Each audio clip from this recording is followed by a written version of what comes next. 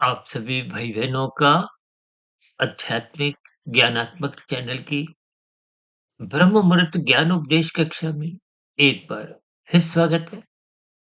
आज की चर्चा का विषय देखिए स्थूल शरीर को लेके है और स्थूल शरीर की प्रकृति के 3 गुणों के आधार पे उसकी अलग-अलग अवस्थाओं पर एक एक चर्चा करने जा रहे हैं। यानी कि गर्भाकाल की स्थिति से लेकर मृत्यु तक की जो एक अंतिम स्थिति है या यूं को कि स्थूल शरीर की एक अलग-अलग जो 7 अवस्थाएं हैं, उन 7 अवस्थाओं में देखिए 3 अवस्थाएं तामसी हैं, तमोगुण उसमें प्रधान बना रहता है और 3 अवस्थाओं में रजोगुण की प्रधानता बनी रहती है और अंतिम जो स्थिति है वो वृद्धावस्था की है जिसमें सत्वगुण ये प्रकृति की एक व्यवस्था के अंतर्गत सहज ही प्रधान होने लगे। देखिए आज की चर्चा प्रकृति के 3 गुणों के आधार पर हुई शरीर के निर्माण प्रक्रिया से आरंभ होते होते मृत्यु की अंतिम अवस्था तक की जो स्थूल शरीर की एक स्थितियां एक रूप लेती है, उन्हीं के ऊपर ही हम प्रकृति के 3 गुणों से एक चर्चा को एक दिशा देने जा रहे हैं। देखिए कुछ चर्चाएं ऐसी होती हैं जिनको आप जितना जितना क्रमबद्ध तरीके से समझते जाओगे, ज्ञान पूर्वक समझते जाओगे, तो प्रकृति के 3 गुणों का, आपके हमारे 3 शरीरों का देखिए जन्म मरण की स्थितियाँ तो स्थूल शरीर की हैं। आज हमारा जो मुख्य विषय है वो तो देखिए स्थूल शरीर के ही है। लेकिन स्थूल शरीर के साथ-साथ सूक्ष्म शरीर और कारण शरीर की स्थितियाँ भी निरंतर कुछ ना कुछ अपने आप ही बनती रहती हैं। क्योंकि स्थूल शरीर किसी भी अवस्था में बिना कृत किए, चाहे वो शारीरिक रूप से हो, चाहे वो मानसिक रूप से हो। हालाँकि शास्त्रों में तो देखिए मनुष्य योनि को कर्म योनि कहा गया है, साधना योनि का एक अवसर से जोड़ा गया है और साधना का अभिप्राय कर्म योग, ज्ञान योग, भक्ति योग की स्थितियों से। जब परमात्मा को पाने का मनुष्य का एक लक्ष्य बन जाता है। आज वर्तमान समय में तो देखिए कल युग की स्थितियाँ हैं। एक साधारण मनुष्य का संसारी 5 भोग्य विषय गंध, रस, रूप, स्पर्श, शब्द इन सभी स्थितियों को ही पाने का, भोगने का, इकट्ठा करने का, ये तो आज देखिए 24/7 की स्थितियाँ ये इसी ओर इशारा करती हैं। क्योंकि हमारा आपका ये लक्ष्य है, विशेष रूप से कलयुग में घर-घर में दिखाई देता है कि परमात्मा को पाने की स्थितियों को तो देखिए मात्र कुछ औपचारिकताओं के अंतर्गत, कुछ एक राजसी विषयों में कुछ स्थितियाँ बनती हैं। सात्विक मनुष्यों का भी देखिए धर्मानुसार रजोगुण मर्यादित रहता है, फलस्वरूप वो तमोगुण में गिरते नहीं और सात्विक स्थितियों में या यूं को कि धर्म की स्थितियां उनकी थोड़ी मजबूत रहती है। क्योंकि ये धर्म की स्थिति मजबूत रहना भी अपने आप में एक एक सात्विक मजबूत स्थिति बनाती है और सात्विक मजबूत स्थिति बनने से ही कहीं ना कहीं परमात्मा को पाने का फिर देर सवेर लक्ष्य बनने की संभावनाएं जागृत होती है, उठने लगती है। क्योंकि संसार अंतोगत्वा शास्त्रों में प्रत्यक्ष अप्रत्यक्ष रूप से बार-बार इसको दुःखालय शब्द से संबोधित किया है। गीता में देखिए इस जगत को विशेष स्तर पर दुःखालय से संबोधित किया। अब दुःखालय का अभिप्राय तो आप और हम अच्छी तरह अर्थ जानते हैं कि यहाँ दुःख बने ही रहते। मेरा तो व्यक्तिगत ऐसा मानना है कि बीच-बीच में देखिए कुछ सुख आते हैं, उस समय विशेष में वो दुःख को हमें महसूस नहीं होते या यूँ कहो कि देखिए बड़े दुखों के बाद जब छोटे दुःख आते हैं, तो उन छोटे दुखों में भी आपको में सुख की अनुभूति होती है। जैसे आप देखिए स्कूटर पे गर्मियों के दिनों में चल रहे हो, बीच में कहीं छाया की स्थिति आजकल तो देखिए दिल्ली जैसे शहर में भी देखिए मेट्रो का एक जाल-सा बिछा हुआ है। तो मेट्रो के नीचे की जो एक छाया है, उस छाया में भी स्कूटर वाले को थोड़ा आराम मिलता है। तो यानी कि धूप की तपिश से उस समय विशेष में जो छाया का आराम है, वो आपको में कुछ सुकून देता है, सुख देता है। यानी कि बड़े दुःख के बाद जो छोटा दुःख की स्थितियाँ सापेक्ष दृष्टिकोण से देखिए बात को गहरे तल पे आप जितना समझोगे, यूँ तो देखिए आप स्कूटर चालक के आस-पास जो गाड़ियाँ चलती हैं, कारें चल रही हैं, उनके भीतर बैठे हुए तो देखिए वातानुकूलित एयर कंडीशन गाड़ियाँ भी हैं। अब मेट्रो के सफर में तो देखिए एयर कंडीशन की स्थिति है, वातानुकूलित स्थिति है। यानी कि इन सभी स्थितियों को आप सापेक्ष दृष्टिकोण से जैसे-जैसे क्रमबद्ध तरीके से समझोगे, तो फिर प्रकृति के 3 गुणों का, सुख-दुःख की स्थितियों का, मनुष्य जीवन की एक आध्यात्मिक स्थितियों का भी कोई जितना गहरे तल पे बोध होने लगेगा, फिर उतना-उतना संभावना बनती है कि मनुष्य जीवन को अपने मिले हुए जीवन का अर्थ, उद्देश्य, प्रयोजन समझ में आने लगता है। अन्यथा यदि इन सभी स्थितियों में मनुष्य की कोई रुचि नहीं है, चिंतन-मनन की स्थितियाँ नहीं है, यानी कि जब तक सात्विक चिंतन नहीं आप और हम करते, तब तक तो देखिए ये तामसी, राजसी स्थितियाँ ही बनी रहती हैं। इसीलिए तो देखिए गर्भाकाल की स्थिति में जब एक शिशु के निर्माण की प्रक्रिया आरंभ होती है, उसको भी देखिए गर्भाकाल की स्थिति को तमोगुण से जोड़ा गया और उस 9 माह 9 दिन की स्थिति के बाद जो एक शिशु रूप में जन्म होता है, उस अवस्था को भी देखिए तमोगुण से जोड़ा जाता है। यूँ तो मरते दम तक आपका हमारा जो शरीर है, उसको पृथ्वी, जल, अग्नि, वायु, आकाश का होने के कारण तामसी ही कहा जाता है। लेकिन ये जो हम अभी आज वीडियो में जो अलग-अलग स्थितियों पर थोड़ा विचार कर रहे हैं, ये सभ्य दृष्टिकोण से देखिए 3 गुणों का एक विकास कैसे-कैसे इस शरीर में अपने एक स्थान बनाता है। अब देखिए गर्भाकाल की स्थिति में वो निर्माण प्रक्रिया 9 माह में पूर्ण होती है, वो गर्भाकाल की स्थिति है और उसके बाद की तो अवस्था यहाँ पर हम जानते हैं। शिशुकाल का अभिप्राय ढाई 3 वर्ष तक की स्थितियाँ हैं।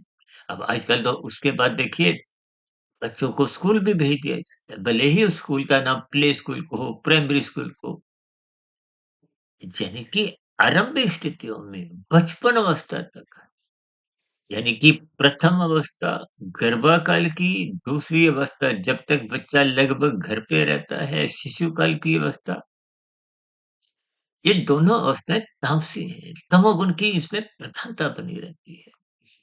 यानी कि इन दोनों स्थितियों में भौतिक ज्ञान के प्रति भी कुछ बच्चे में कुछ अभी रुचि नहीं होती। तो आध्यात्मिक ज्ञान की स्थितियों का तो दूर-दूर तक देखिए कुछ विशेष ज्ञान हो नहीं पाता। देखिए भौतिक स्थितियों को हम तमोगुण, रजोगुण से अक्सर अपनी चर्चाओं में एक वजन देते हैं और जब ज्ञान में स्थितियाँ होती हैं, उसको हम सतोगुण से जोड़ते हैं। यहाँ सतोगुण का अभिप्राय क्या है कि जब आपको परमात्मा के प्रति या गुरु के प्रति, शास्त्रों के प्रति अक्सर हम देखिए ब्रह्म मुहूर्त समय विशेष की एक विशेष महत्ता समझाते हैं। हमारी तो देखिए चाहे ब्रह्म मुहूर्त ज्ञान उपदेश कक्षा की वीडियो हो, चाहे शाम की संध्या बेला ज्ञान कक्षा की प्रश्नोत्तर ज्ञान कक्षा हो, चाहे दिन में जो आजकल हमने देखिए आध्यात्मिक ऑक्सीजन के अंतर्गत ज्ञान संदेश एक 2 ढाई 3 मिनट के प्रसारित करना आरंभ किया। इन सभी वीडियो को हम ब्रह्म मुहूर्त समय विशेष में ही बनाते हैं। यानी कि बोलने का स्थितियाँ, विचार रखने की स्थितियाँ, क्योंकि वो सत्वगुण की एक शुद्धतम स्थिति है। यूँ तो देखिए तकनीकी रूप से ब्रह्म मुहूर्त सूर्य निकलने से पूर्व के 2 घंटे 40 मिनट की स्थिति को अक्सर हम अपनी चर्चाओं में एक विशेष स्तर पर समझाने का प्रयास करते हैं। देखिए शाम को सूर्य अस्त होते ही 8 घंटे की स्थितियाँ तमोगुण की है। उसके बाद की 8 घंटे की सत्वगुण की स्थितियाँ हैं और उस सत्वगुण की 8 घंटे की स्थितियाँ समाप्त होने के बाद 8 घंटे की रजोगुण की स्थितियाँ हैं। अब इन 3 गुणों के खेल को देखिए, कुछ तो शास्त्रों में स्पष्ट शब्दों में ही समझाया गया कि तमोगुण से अच्छा रजोगुण है, रजोगुण से अच्छा सत्वगुण है। यहाँ इस तमोगुण से रजोगुण का जो 10 गुना का अच्छा कहने का अभिप्राय देखिए, कृत्य करने के पीछे की स्थितियों से है। यदि आप छीनकर प्रकृति के सुखों को भोगते हो, फलों को खाते हो, तो ये निंदनीय स्थिति है, तामसी स्थिति है, छीना-झपटी की। यानी कि जो कृत्य आपने किए नहीं, देखिए कर्मफल सिद्धांत के अंतर्गत ही आपकी हमारी स्थितियाँ बनती हैं, फल मिलने की। यानी कि कर्म पहले होता है, फल बाद में आता है। अब यूँ तो देखिए गर्भाकाल की स्थिति में बच्चे ने कोई कर्म नहीं किया, शिशु काल की अवस्था में भी उसने कोई कर्म नहीं किया। कर्म का अभिप्राय फल पाने की इच्छा से जो हम सकाम भाव से कर्म करते हैं। और उसके बाद की देखिए जो एक अवस्था है, बचपन अवस्था की। देखिए बचपन अवस्था लगभग 11-12 वर्ष तक रहती है, जब तक रजोगुण की स्थितियाँ बनना आरंभ नहीं होती। देखिए यूँ तो ये तीनों गुण नित्य बने रहते हैं, लेकिन एक गुण प्रधान होता है, दूसरा गौण, तीसरा अति गौण। या दूसरे शब्दों में आप यूँ कह सकते हो कि गर्भाकाल की स्थिति में, शिशु काल की स्थिति में और बचपन अवस्था की स्थिति में। शिशु काल की अवस्था देखिए ढाई 3 साढ़े 3 वर्ष तक आप लगा सकते हो। देखिए ये सभी स्थितियों को आप जितना क्रमबद्ध तरीके से वज़न दोगे, समझोगे, तो प्रकृति के 3 गुणों की स्थितियों का आपको एक गहरे तल पे बोध होने लगेगा और जब बोध हो जाएगा तो फिर ये 3 शरीर, स्थूल शरीर, सूक्ष्म शरीर, कार्य शरीर, जिन पर हमारी चर्चाएँ लगभग प्रतिदिन ही होती रहती है। तो फिर ये गुणों का रहस्यमय खेल आपको समझ में आ जाएगा। इस 3 गुणों के रहस्यमय खेल को तो भगवान श्री कृष्ण जी ने गीता में एक गूढ़तम ज्ञान से जोड़ा है। अब देखिए जब कामुक इंद्रियों का विकास होना आरंभ होता है, विशेष रूप से देखिए किशोरावस्था में और कहीं-कहीं शास्त्रों में कुछ ऐसा भी इशारा किया गया है कि जब कामुक इंद्रियाँ रजोगुण की स्थितियाँ बनने लगती हैं, उस क्षण विशेष से मनुष्य के कर्मों का खाता बनना आरंभ हो जाता है। उससे पूर्व का अच्छा बुरा कर्माशय नहीं बनता। मेरा व्यक्तिगत भी इन सभी स्थितियों पर एक व्यक्तिगत राय के रूप में मैं इस बात को स्वीकार करता हूँ। देखिए शास्त्रों में बहुत सी बातें सूत्र रूप में कही गई हैं, बहुत सी बातें एक भावार्थ रूप में अर्थों के अनुसार देखिए विभिन्न तरह के भावार्थ निकालने आवश्यक हो जाते हैं। हालाँकि हमने देखिए तकरीबन 5 वर्ष पहले एक वीडियो बनाई थी मनुष्य के मरने के बाद का अगला जन्म, वो लगभग पौने 3 घंटे की थी। उन उस वीडियो विषय में हमने क्रमबद्ध तरीके से तो देखिए अगला जन्म हमें प्रत्यक्ष रूप से कोई पता नहीं चलता।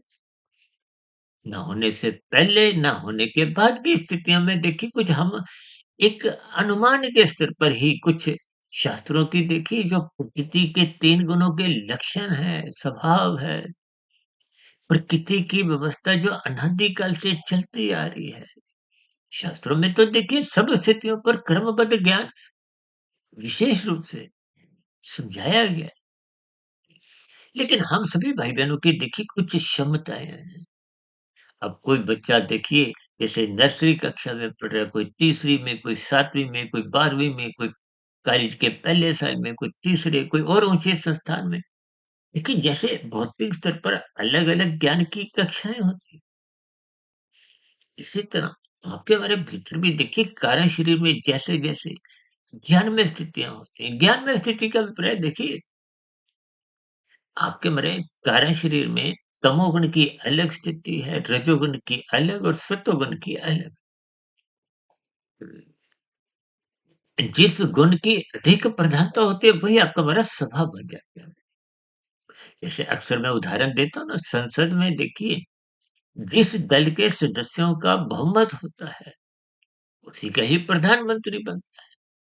उन्हीं की ही कानूनों की स्थितियां को राज्य चलता है।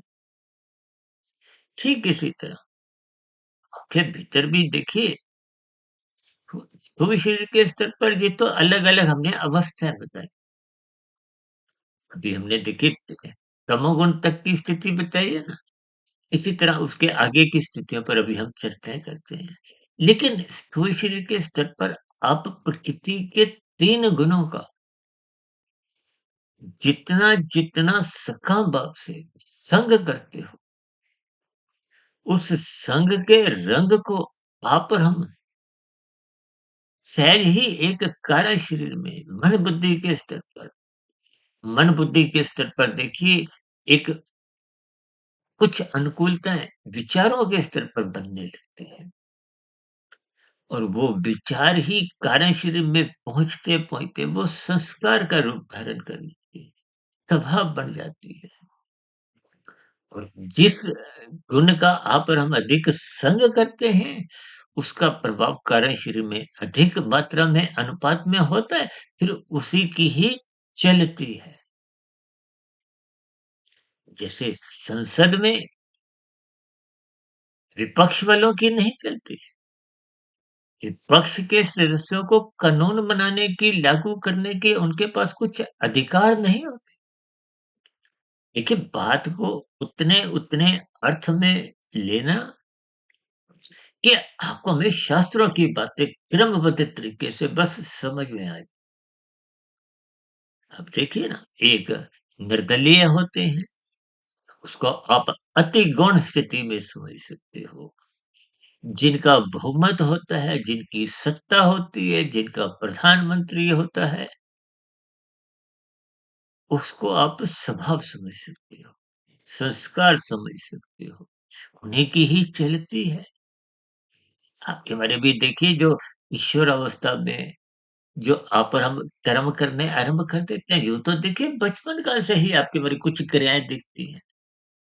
अक्सर आप देखोगे ना बच्चों में देखिए कभी-कभी कुछ एक जोड़ने की प्रवृत्ति होती है, किसी में तोड़ने की प्रवृत्ति होती है। अब कई बच्चे तो देखिए खिलौनों से खेलते कम है, तोड़ते अधिक हैं।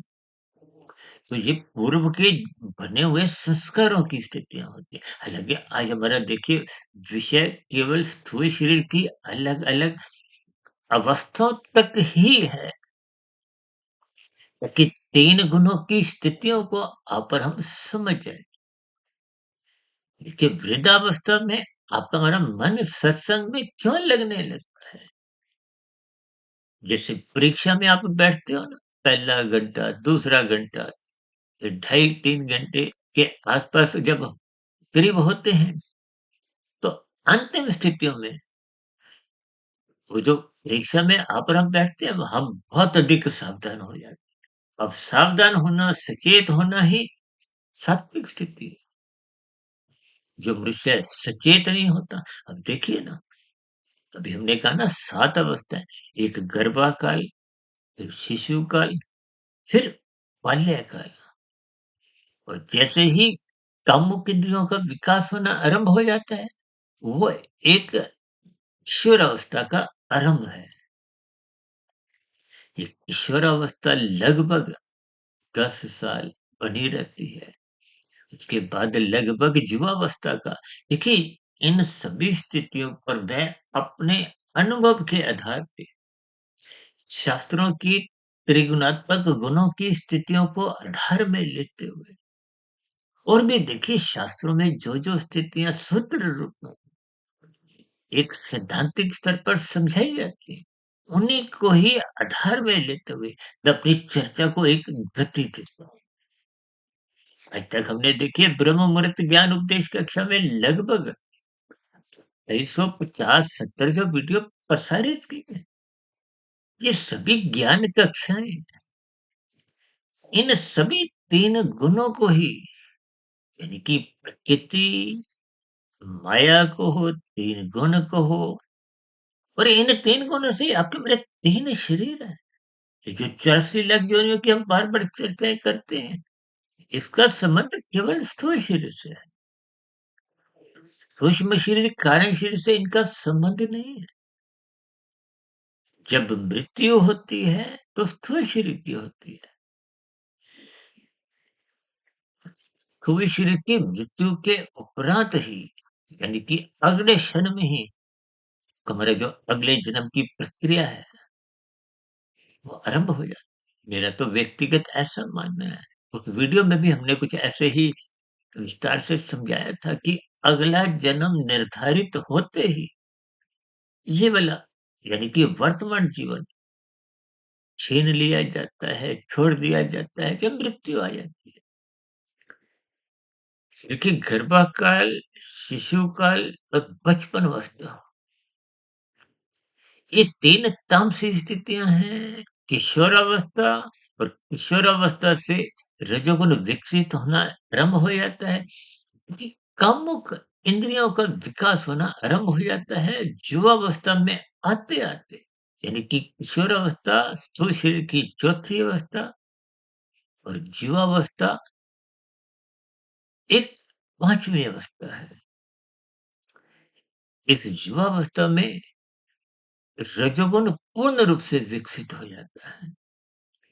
जैसे शास्त्रों में 16 संस्कारों का वर्णन आता है ना, हमारी तो देखिए सभी स्थितियों पर कुछ ना कुछ हमने अलग से विस्तार से वीडियो प्रसारित की ही है। लेकिन जब-जब जैसा हमारा वीडियो का नाम होता है उसके आधार पे हम इधर-उधर की जो स्थितियों को जितने स्तर पर लेना होता है हम बीच में लेते हैं ताकि बात को आगे बढ़ाया जाए।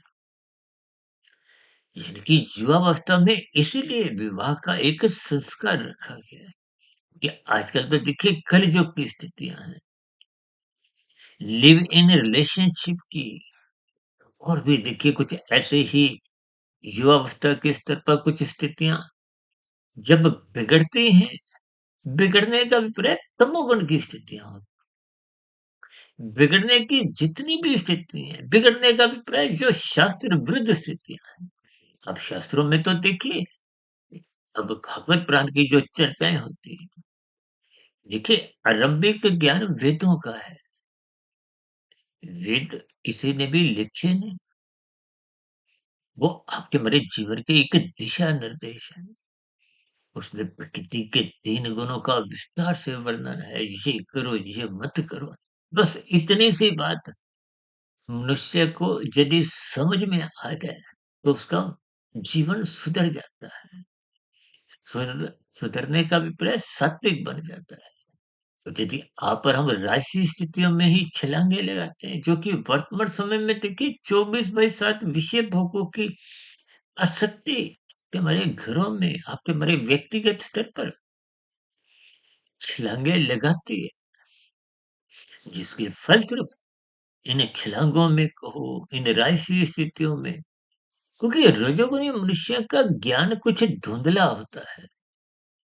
जैसे आजकल देखिए धुंध के दिन चल रहे हैं। अब देखिए दिनों में देखिए अक्सर कुछ राजमार्गों पे कुछ दुर्घटनाएँ इसलिए तो होती है, क्योंकि रफ्तार तेज है, अधिक दूरी का नज़र नहीं आता, तो फिर दुर्घटनाएँ तो होंगी।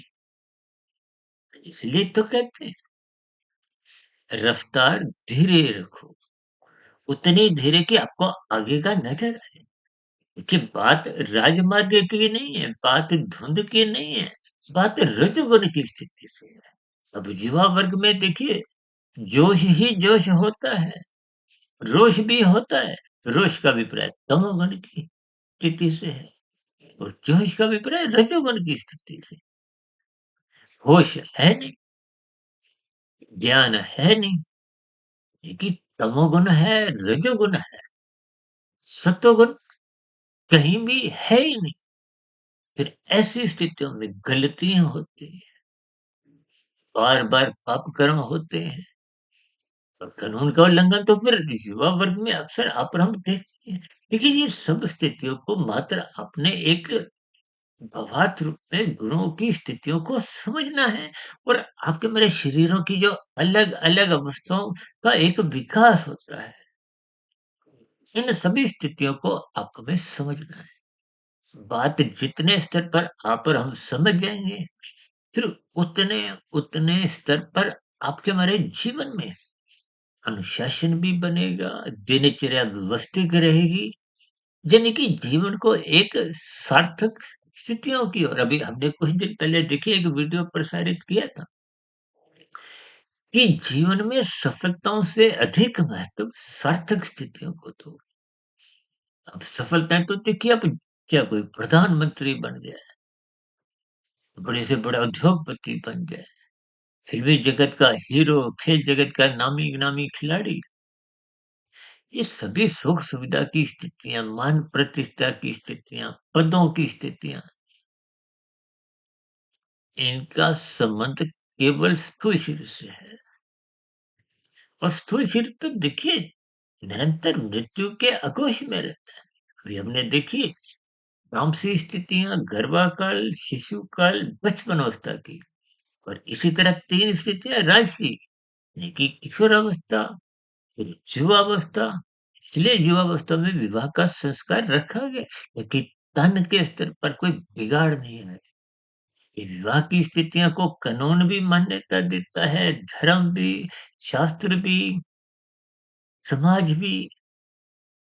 देखिए ये सभी स्थितियों को आप और हम ज्ञान पूर्वक समझेंगे तो बात दिल को छू जाएगी।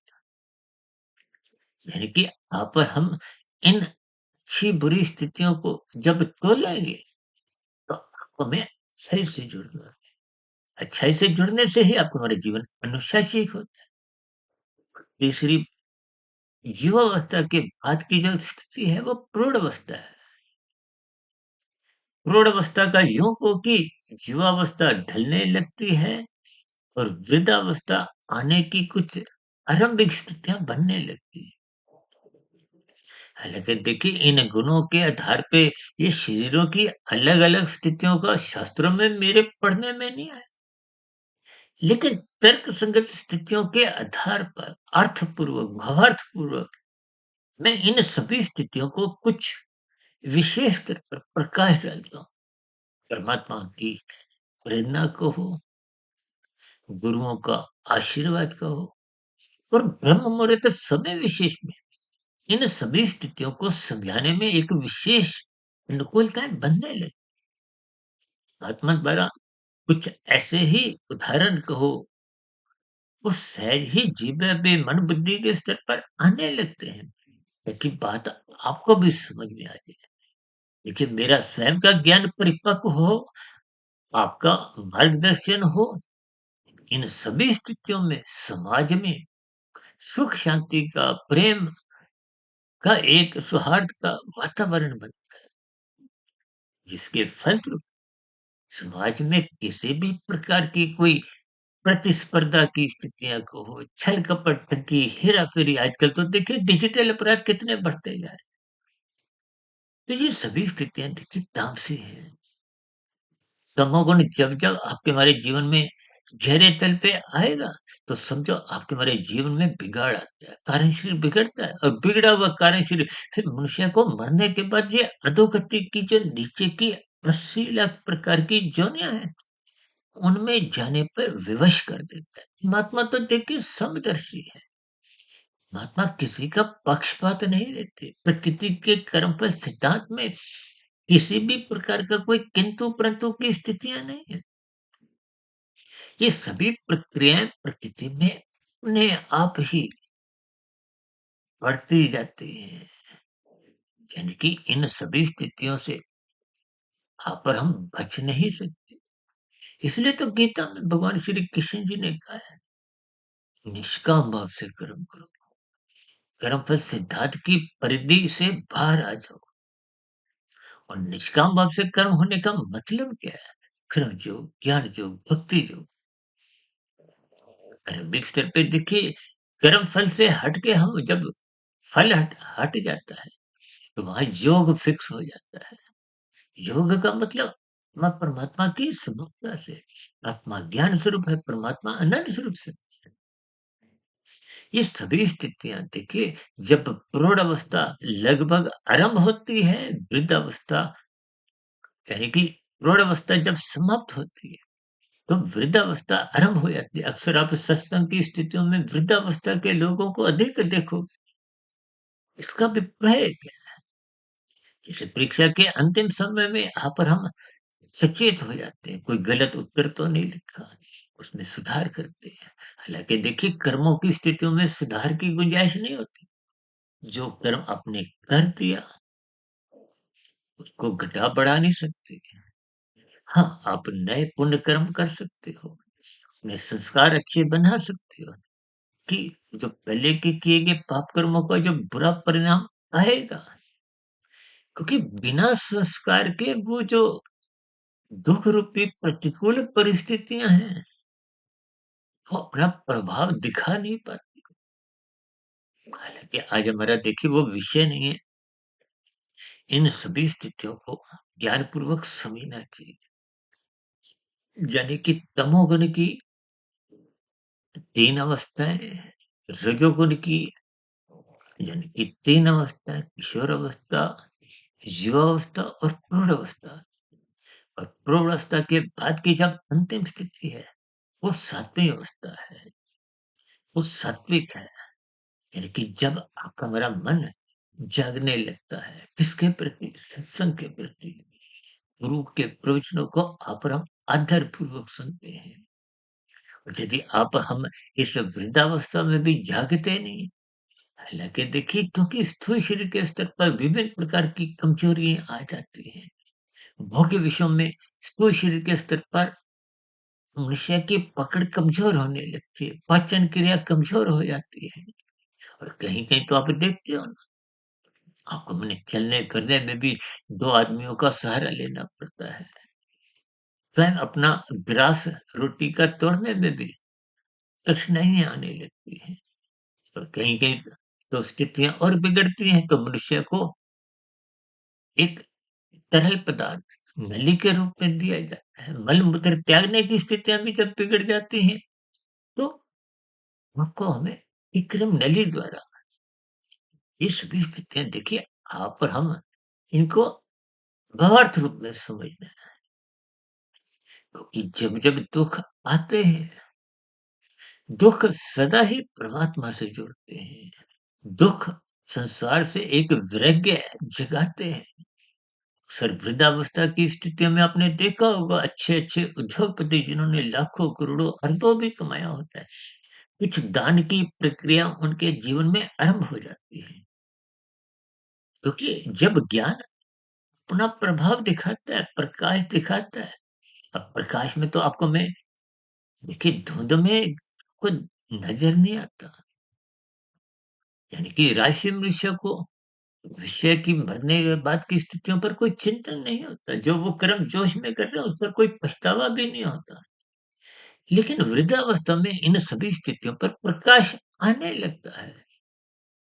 जब प्रकाश आता है, तो फिर आपको में दूर रखी हुई वस्तुएँ नज़र आती हैं। लेकिन धुंध कब जाती है? जब प्रकाश आता है।